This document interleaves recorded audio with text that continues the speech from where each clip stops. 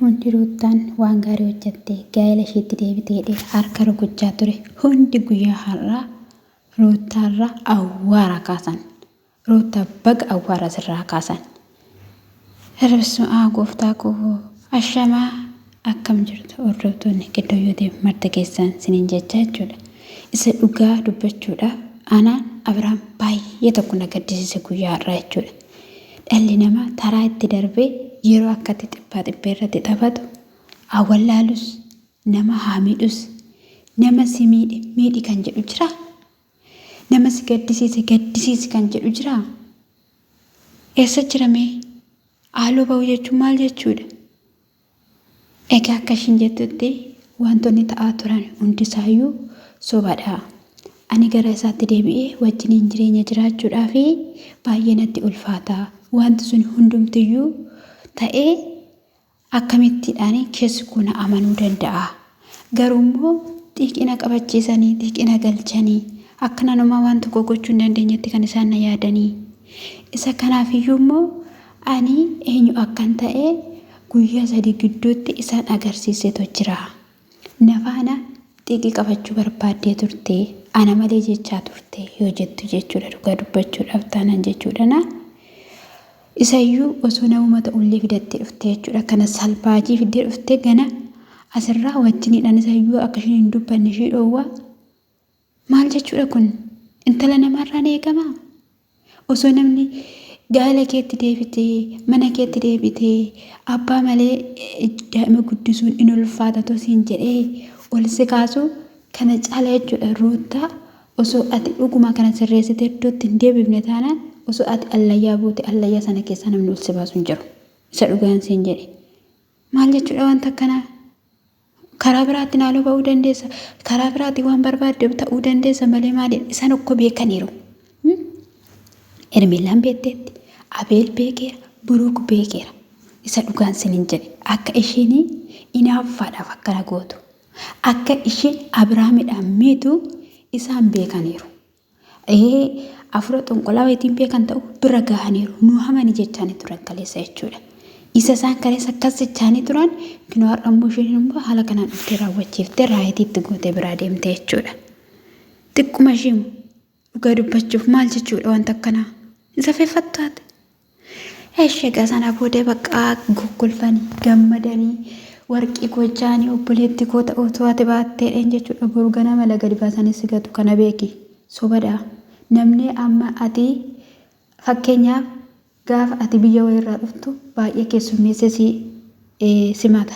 Gaafa ati bubbulte si jibba jechuudha. Jarri kun har'a jabaadhu siin jechuu danda'u. Itti fufii ittiin deebiin jedhu. Boru garuu suuta keessa gaafa ati daa'ima kee faana guddisa gara akkachaa jettu qubaa keetti hafta jechuudha.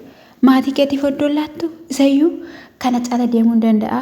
Maatii koodhaaf jedheenanii hordoftootaaf jedheenanii baay'een isaanii kan waa'ee keenya yaadanii jiru nu ga'a. Obboleettii Abiraam har'a maal jechaa turte? Baay'ee tokkotti han gammadee keessi goddas na hidhee akkasitti kinu waan hundumayyuu dhiiftee dubartii jabduudha jettee akkatti isheen dubbachaa turte jechuudha.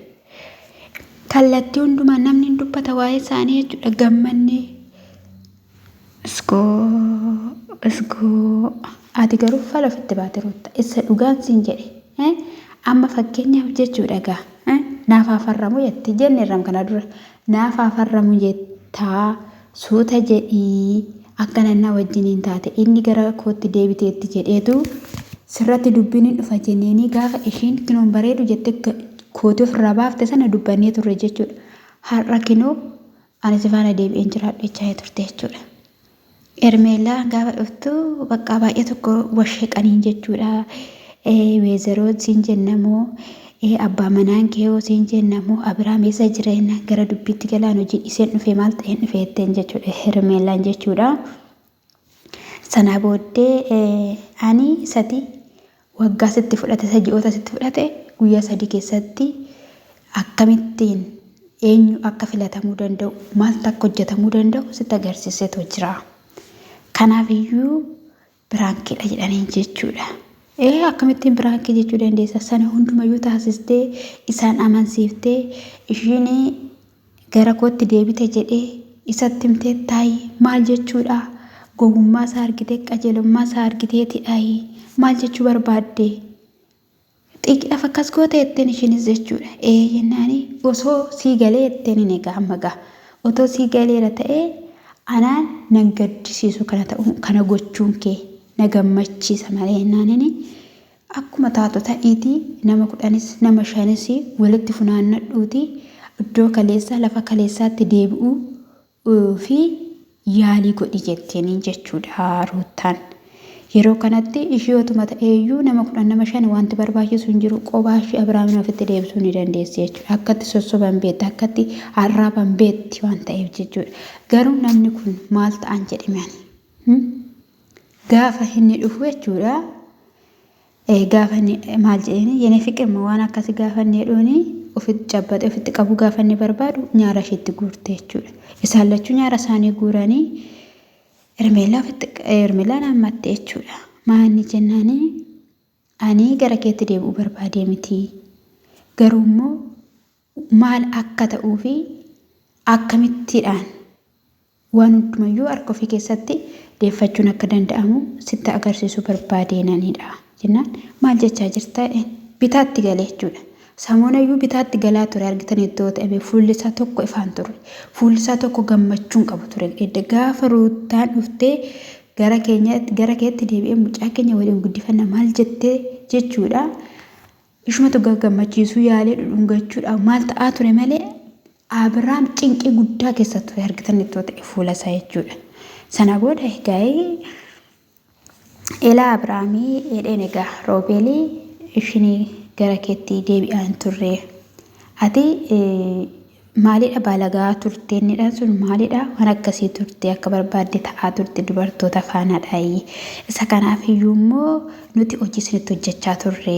Isin akkatti nu aarsaa turtan maal gochaa akka turtan argitaniittu waan baay'ee nurratti taasiftanii akkatti nu gubdanii nutis immoo isa deeffachuudhaaf jenneeti kana hundumayyuu isinirratti raawwanne isinirratti hojjenne naani lubbuu koorratti qalladdaa jedhan jechuudha. Lubbuu koorratti haasoftaa jennaanini ani lubbuu keerratti haasa'uu fi miti eenyutu lubbuu namarratti haasa'e gaafadhanii Ermeelaan jechuudha. Gidduu kana totoo sanaasaa jiraanu ani kana cala dhaabbachuu hin danda'u jetteetu maal gooti achi deemte jechuudha. Kana jechuun gammachuu guddina wallaaltee yookiin immoo dhaabbachuu dadhabdeetu keessa ishiiti jechuudha. Argitaniittu kaleessaa waan ishiin agarsiisaa turte waan ta'eef biraa deemte jechuudha. Bilbila Abeelitti bilbiltee Biruukaatti bilbiltee konkireeshin baga gammaddan jechuudhaaf biraa kuttee jechuudha. Sanaa booda qofatti na wajjiniin haasa'e na wajjiniidhaan haasa'e maal haasawaatoo jirta jechaanii ture jechuudha. Inni ishiin egaa kolfaa turte jechuudha. Inni ati kolfite yeroo ta'a yoo ati hin bu'in isa dhugaan sin jedhe namni muluun akkasa jibbu goote. Qo'imee kan hin jedhu jechuudha. Warreen beekan baay'een isaanii jiru dhugaan sin hin jedhe ijoolleen buttaa jiran warri beekan baay'een isaanii jiru jechuudha. Mee biinii fa'ii faranjii fa'ii kaleessa warra abaaboo sii kennanii jireenya keetti deebi'uuf jedhanii gammadanii lafa sifaana dhiitaa turan sifaana sirbaa turan yoo yaadatte saba si'iif uffee dubartii gaarii jedhanii moodeelettii keenya jedhanii si jajaa turan akkam goote. Mee nuti amma fakkeenyaaf hojii hojjechaa jirra hojii sirriirraa hojjanne. Garuu immoo ati immoo jireenya kee irratti hojii hojjatte mana kee irratti hojii hojjatte gaa'ela kee irratti hojii hojjatte dhala keetti gufuutaa jirte jechuudhaati. Namni walajjeessa yoo dhiifama walii godha baga dhiifama gooteef jireenyatti deebitee inni turre jechuudha. Inni kunis iyyuu gateetti qabaa ture jechuudha Abrahaamidhaan. Abrahaam haara jechuudha. Sammuun kan hojjetu ishillee aallee ture jechuudha. Maal jechuudha kun wanta gaariidha. Wanta namatti toludha. Abbaan ilaaltu, haadhaan ilaaltu, obboleessan ilaaltu. Gaafa kan hunduma gochuu dandeessu akka jalqabdetti maan xumuratiin akka jalqaba karoorfatetti maan xumuratiin kanaan malee ta'u inde maal jechuudha haaloo akkanaa ba'uu jechuun ani dhugaa dubbachuuf simmeetaa bina goote caaltu Ruuttaan maqaa namaayyuu waliin dha'e jechuudha. Mee maal jettama koomentii si barreeffame yeroo dubbattu Bismaam diinaaf dabarsanii harka of kennu amma ta'etti gaashii waan tagaarii hojjette bakka waan ajaa'ibaa hojjette jetteetu of amansiifte jechuudha. Abrahaam jedheera warri har'a hoo siin jedhan si faana jirra siin jedhanii abaddan boruun of argita waan ansi godhus jedheeraan jechuudha.